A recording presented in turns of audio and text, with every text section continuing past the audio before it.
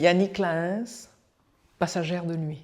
C'est un texte que j'ai écrit à partir de plusieurs silences. Le silence sur ma biographie, puisqu'on m'a très peu dit de choses sur mon aïeul, comme sur ma bisaïeule, ce qui m'a permis de faire une œuvre d'imagination, donc je les ai réinventées un peu.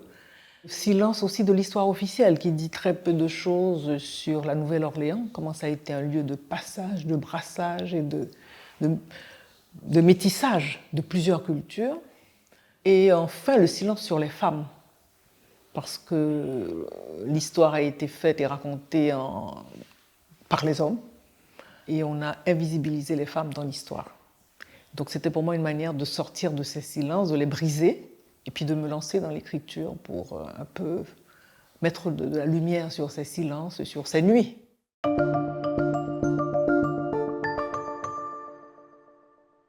Ma bisaïeule, j'ai appris tout à fait par hasard, il y a peut-être une dizaine d'années ou un peu plus, qu'elle venait de la Nouvelle-Orléans. J'étais absolument étonnée de ça.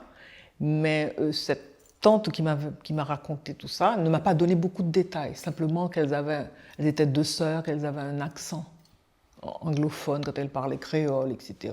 Que les gens ne savaient pas tellement d'où elles arrivaient, donc il y avait toute une mystique autour de leur voyage à partir de la Nouvelle-Orléans. J'ai trouvé ça très romanesque, évidemment. Et puis il y a mon arrière-grand-mère, que j'ai très peu connue, jusqu'à l'âge de 10 ans, et qui est un personnage très puissant, mystérieuse dans la maison. Et j'ai compris en mettant bout à bout des détails, que ça a été une femme imposante, qui s'est faite toute seule, etc. Voilà. Et donc à partir de ça, j'avais très peu d'éléments. J'ai laissé mon imaginaire prendre le dessus et voilà.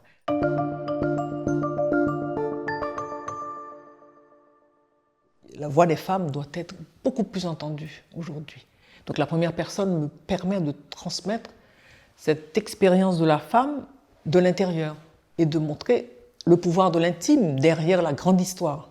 Et le pouvoir de l'intime, c'est souvent le pouvoir des femmes, silencieuses, mises un peu à côté, et pourtant, elles mènent le chemin. Elles éclairent l'avenir, enfin, particulièrement ces femmes, dans le contexte caribéen, dans le contexte de l'esclavage, de la colonisation, elles éclairent le chemin. Et c'est la souveraineté du silence, parce qu'on ne les entend pas, mais elles créent le chemin jusqu'à aujourd'hui en Haïti, quand on regarde les femmes paysannes, les femmes dans la rue, dans les villes, elles font tout. C'est elles le commerce, l'économie informelle est tenue par les femmes.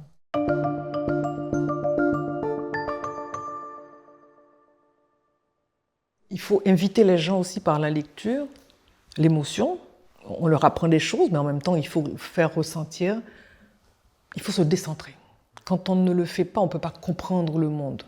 Moi, je dis toujours, le fait pour moi d'être née en Haïti, c'est comme si j'étais outillée. Je crois que quand on prend le point de vue de ceux qui n'ont jamais eu la parole officielle, et qu'on parle simplement, par exemple, même pour l'indépendance haïtienne, des grands héros, il y a ceux qui ne parlent pas. Et pourtant qui ont résisté, qui ont passé les siècles, les ans. C'est une arme aussi, le silence. Il ne faut pas croire que c'est de la passivité et de la victimisation, pas du tout. C'est une manière de tenir, parce qu'au bout du compte, quand l'oppresseur ou celui qui veut dominer ou celle qui veut dominer est face au silence, c'est un mur. Les luttes ne se mènent pas toujours de façon frontale. Et c'est ce que m'a appris l'histoire d'Haïti, enfin l'histoire des femmes en Haïti.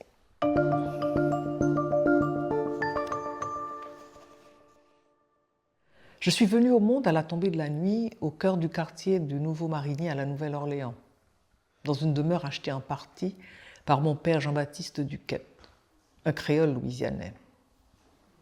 Un matin de l'an 1803, Florette Dubreuil, ma grand-mère maternelle, est arrivée de l'île de Saint-Domingue en proie aux flammes. Au premier coup d'œil, on aurait pu ne pas croire affranchie cette négresse d'ébène pur. Mais sa jupe de crinoline jaune soleil et son corsage de soie à larges manches couleur azur, tranchant vivement sur son visage, ne laissaient aucun doute sur son statut. Florette Dubreuil tenait d'une poigne ferme Camille Dubreuil, ma mère, une petite mulâtresse de 5 ans. Ce voyage avait été arrangé par Prosper Verdun Dubuisson, ancien maître de Florence du Breuil et père de Camille. Prosper Verdun du Buisson avait posé un pied courroucé et tremblant à la Nouvelle-Orléans une semaine plus tôt, fuyant avec sa femme et ses 2 fils un pays tout entier soumis à l'épreuve du feu. Soulagé d'avoir échappé aux tueries perpétuées par ceux dont lui et les siens avaient durant 3 siècles broyé l'âme et les os, Prosper Verdun du Buisson était pourtant déterminé à faire couler à nouveau du sang, de la canne, de l'indigo ou du coton, qu'importe, pourvu qu'il en tirât des écus.